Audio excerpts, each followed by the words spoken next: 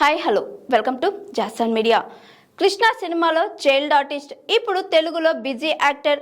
ఆమె వాయిస్ చాలా స్పెషల్. ఇప్పుడు సౌత్ ఇండస్ట్రీలో మోస్ట్ డిమాండ్ ఉన్న నటి.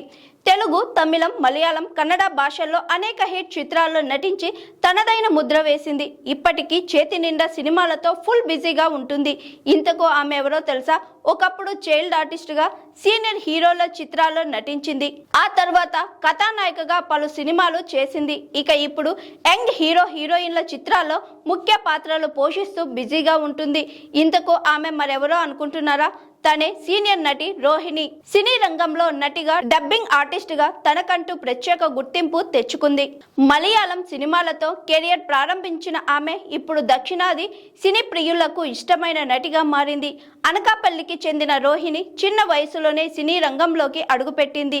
బాలనటిగా అనేక చిత్రాల్లో నటించిన తరువాత ఆమె కథానాయికగాను మెప్పించింది.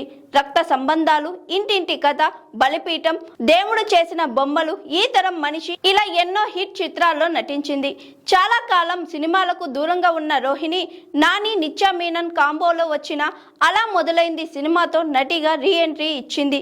ఈ మూవీతో మరోసారి తెలుగులో మంచి పాపులారిటీ సంపాదించుకుంది. శివ మనసులో శృతి, బాహుబలి, ది బిగినింగ్, షేర్, నేను, శైలజ, టక్ జగదీష్ వంటి హిట్ చిత్రాల్లో నటించింది. ఇప్పటికీ చేతి నిండా సినిమాలతో బిజీగా ఉంది. డబ్బింగ్ ఆర్టిస్ట్గా ఎంతో మంది హీరోయిన్లకు గాత్రదానం చేశారు. గీతాంజలి సినిమాలో హీరోయిన్ పాత్రకు అద్భుతమైన గాత్రం అందించారు. తెలుగులో ఒక్క విజయశాంతికి తప్ప దాదాపు అందరూ హీరోయిన్లకు డబ్బింగ్ చెప్పారు. దివంగత నటుడు రఘువరన్ను ప్రేమించి పెళ్లి చేసుకుంది రోహిణి. వీరికి ఒక బాబు ఉన్నాడు.